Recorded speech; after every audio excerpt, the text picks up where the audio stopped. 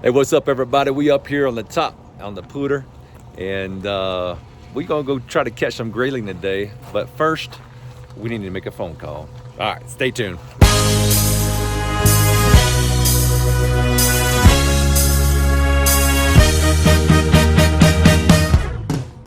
All right, so one thing that I like to do with our videos here on Saving Heroes Outdoors is I like to capture lessons that I'm being taught that way, because with my TPI I have a problem with like retention.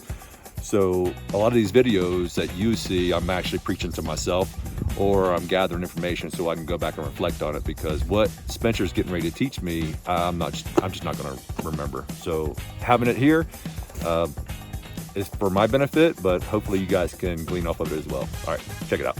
For building our own leaders, because buying taper leaders is expensive, building leaders works great for almost all types of fly fishing. If you get into really particular dry flying, having a tapered one's not a bad idea. But building, I start with about 6 feet of 20-pound line, just 20-pound, just test line. The perfection knot is the first knot I do. What you do is you create a loop with the tag end going on top.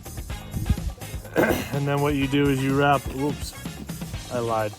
It's around going back. So the tag end is on the back side, and then you wrap your tag around once, and then your third loop goes between your first one, your second loop, and your third loop goes between the two. You reach inside of your first loop, grab your second loop. Give me a sec, my fingers are chilly. And then you pull that second loop. And so that creates a loop knot, and you know it's right when your tag end is a right angle going off the knot. So that's how I start building a leader. And now that we have a loop, we just do a loop-to-loop connection here. So this loop goes over this loop like that. And then if you bury your line through your fly line loop,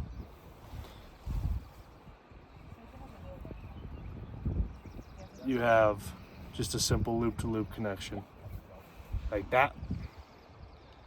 So after we've done that, so it's 6 feet of 20-pound line, and then it's about 3 or so feet of 10-pound test.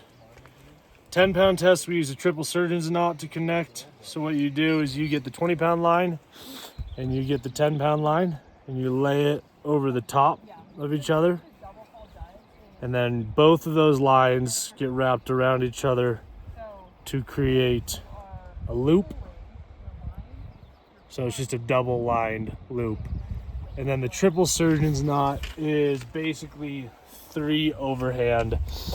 So what I do is I grab a little tool, I go in there and grab both of our lines, pull it through once, so that's an overhand knot once, and then it's an overhand knot twice, and then an overhand knot the third time.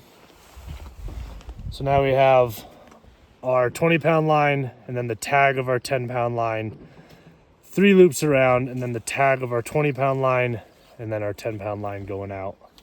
And then always lick your knots, pull all 4 tight.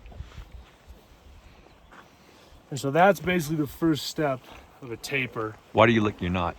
Licking knot, if you don't lick your knots, they'll basically kind of like friction burn when you tighten it, and it'll weaken the fly line just over time.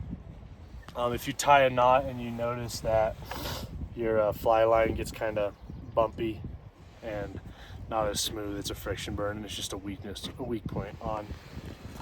So this is kind of a leader. We're at roughly just over 6 feet, 7-ish feet. So if we're trying to build a 9-foot leader, we're up here fishing for either grayling or just run-of-the-mill lake rainbows, maybe some browns. So then our last section will just be that 3, 4, 5X tippet, whatever you want to use for your day of fishing. I guess what I'm trying to say is the 20-pound and the 10 line is the same everywhere I'm fishing. And then this last piece of tippet that we tie on is going to be like tying on any other piece of tippet for the day. So where we are, I'm using 3-pound just for 3 pound or 3X. So roughly 8-pound line Yeah, 8.5. And that'll work for if we get on any bigger trout in the lake, and then especially the grayling. It'll be plenty for grayling. And then it's that triple surgeon's knot again. So it's the loop with both lines looped around, and then it is. All right, hold on a second. Let me do that.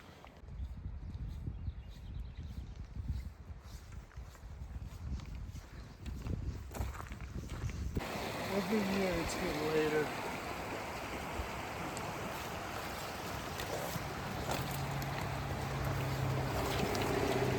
Watch your step,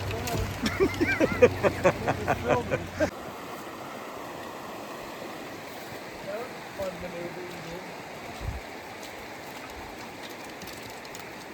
This is Avery, the adventure pup.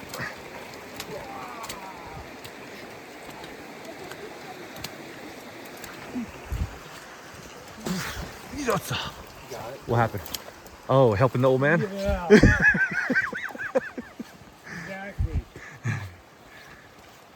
Oh, this is lower. Holy moly, we usually fish from right here. This is usually water.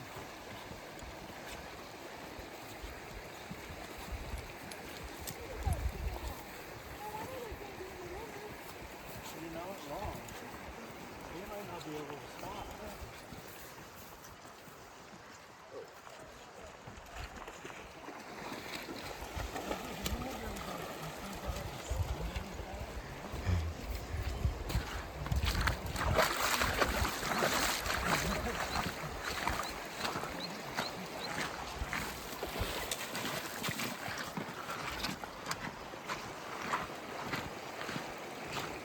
All right, we're here, made it to the reservoir right here where the grayling are supposed to start stacking up to head upstream to do some spawning.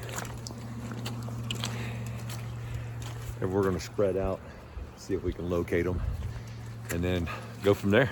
All right. What is it? I don't know. Is it big? No. Oh,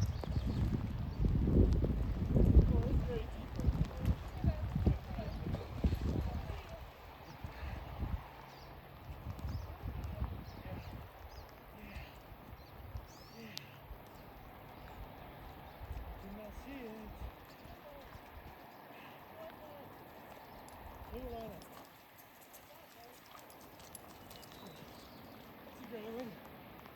Did not see it. Look at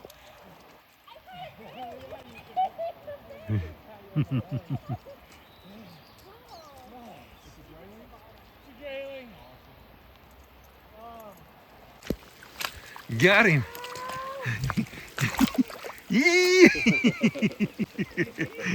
You got him, boy. Got you a grayling. What's up? First one ever. It's awesome. All right. Oh, he's so tiny.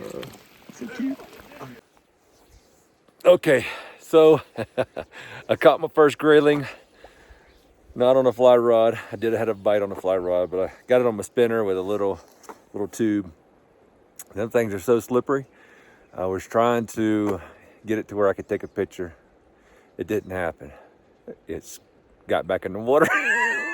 So whatever. They're too tiny to eat. So we just turned them all loose. We caught 3.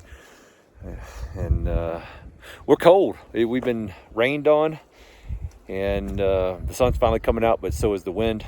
And so we're going to go warm up, have lunch, head on down the river, and just hit spots on the way down. We'll do some scout fishing and find some spots to take some of our warrior members out and show them how to fish here in northern Colorado.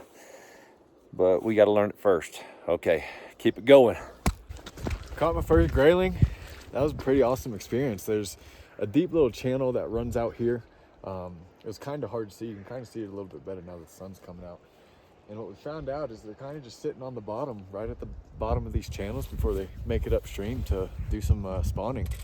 And yeah, I had a bunch hit the dry fly and a couple of it pulled it under, but I could never connect. And I finally got one to connect, and little joker, probably 7-8 inches, but it's so cool. I've never seen a fish like it. They've got some cool little dorsal fin on there, but trying to take a picture was just as hard as Dr. Burke's because they're so slippery and so small and so strong, so they're just jumping all around. But yeah, that was cool. That was awesome. I can check that one off the bucket list. So All right, we're at a place called Lost Lake.